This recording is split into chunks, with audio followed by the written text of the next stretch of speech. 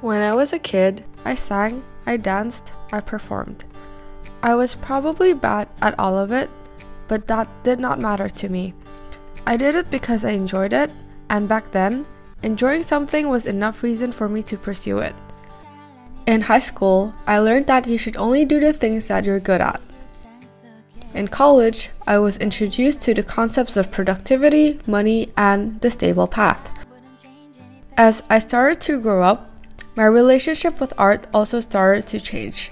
I once did it simply because I enjoyed it, but it quickly morphed into something with multiple significant high barriers to entry. I started internalizing this idea that in order to do something, you had to be good at it. If not, it was a waste of time and productivity. Or if it wasn't going to lead to more money in the future, it was not worth doing. Or in the off chance that I was good at it, it would still be smarter to choose the stable path.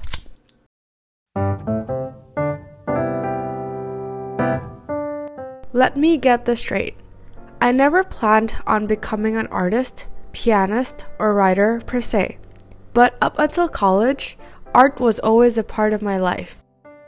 Until I stopped doing all things creative altogether. I told myself it was because I didn't have the time, but if I was being honest, I stopped doing art because I felt like it was something not worth doing. Because A, I was not very good at it, and B, I saw it as a waste of time and resources as it seemed like it was not going to help my career, at least not in the short term.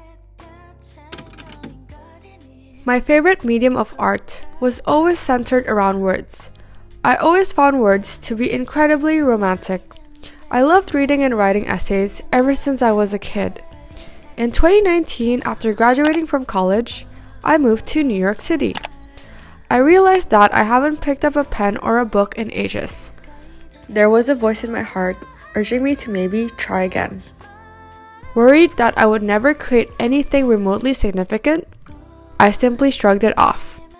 In 2021, I was living my dream life in New York City, but there was a question that started to haunt me. How would my younger self feel about my current self?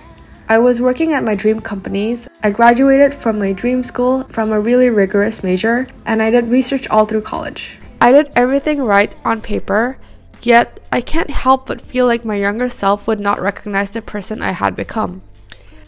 I had abandoned my creative side, which was something that used to bring me so much joy when I was younger. So I did a little bit of soul searching. I realized that I had lived all my life embracing my analytical side and rejecting my creative impulses. I did this mostly because society rewarded my analytical side. But there was this nagging voice inside my head that I couldn't quite shrug off. What would life be like if I chose to fully show up as myself and embrace all of the parts that make me who I am? I read this book called Steal Like an Artist. It was the push I needed to start writing again and sharing my work publicly. My first step was to start a Substack account. I posted about it on my Instagram story and maybe 10 of my friends signed up. I wanted to share my encounters in my 20s, and that's the lore as to how the name Joyful Encounters came to be. I committed to writing every single week, and through the process, I became a better writer, and I also learned to enjoy the process of sharing my work with the world, even if only very few people saw it. You often hear success stories about how people pursue the thing they are truly passionate about, and they are able to pivot, quit their day jobs, and make a living off of it and live happily ever after. Many of those people are able to even start their own brands and make millions of dollars. Well, this story is unfortunately not one like that. It is far more humbling. After 1 year of consistently posting on Substack, I hit 100 subscribers. Yes, a humbling 100 subscribers. I made the decision to stop posting on Substack because I wanted to start making videos. So I started posting on YouTube once a week, and I've been doing so for the last year. But despite my consistency, I am yet to monetize. But these experiences allowed me to develop an appetite for sharing my work, and it allowed me to create space for art in my life once more.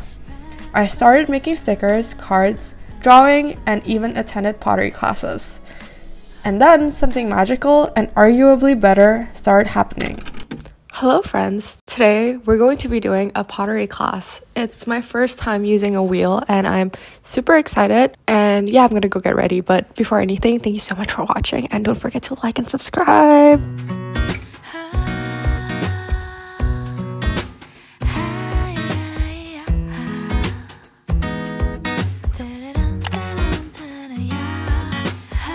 I have made $0 off my creative endeavors at this point. If anything, every time I did something creative, I was losing money. But by doing art as an adult, something in me changed and I learned a very important lesson. Doing art as an adult has been incredibly healing, even if it was bad art, especially if it was bad art. Every other thing I have pursued in my adult life, I have pursued it because there is some underlying logical or rational reason.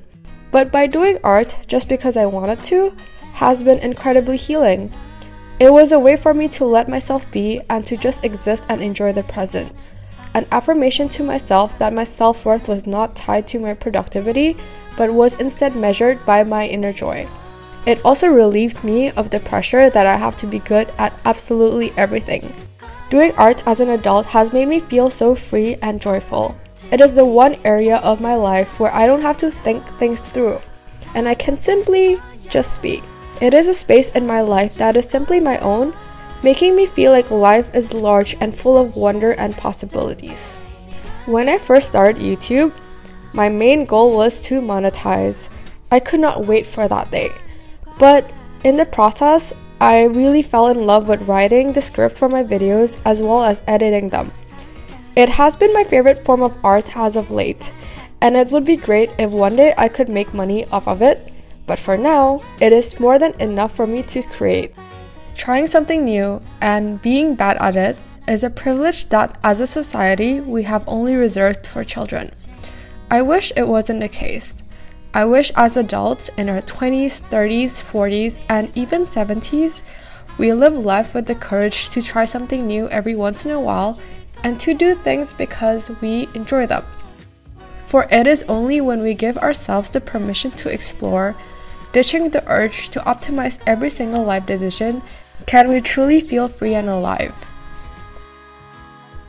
Through the last 3 years of letting art be a part of my life, I learned that not everything needs to be a rational, logical decision. I learned that sometimes the best decisions are the ones you do just because. I learned to let go of the desire to control and be good at every area of my life.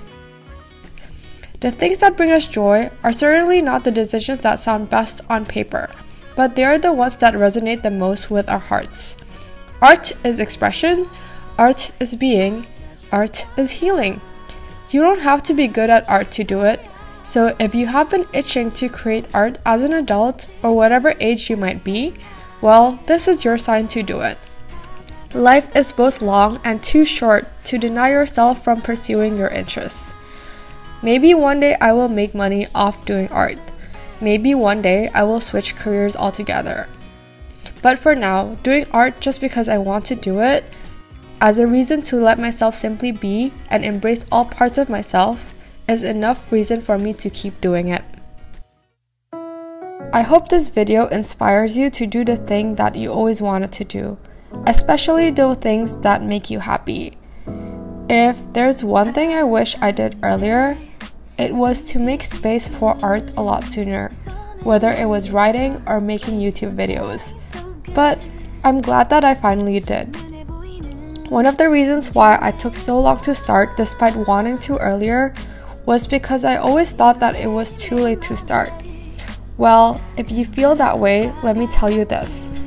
It is never too late to start, and there is no better time to start than now, and your future self will wish that you had started earlier. If you watched all the way to the end, thank you so much for being here. I appreciate you so much, and I hope that you make space for all the things in life that bring you joy. I'll see you in the next video. I love you, okay? Bye!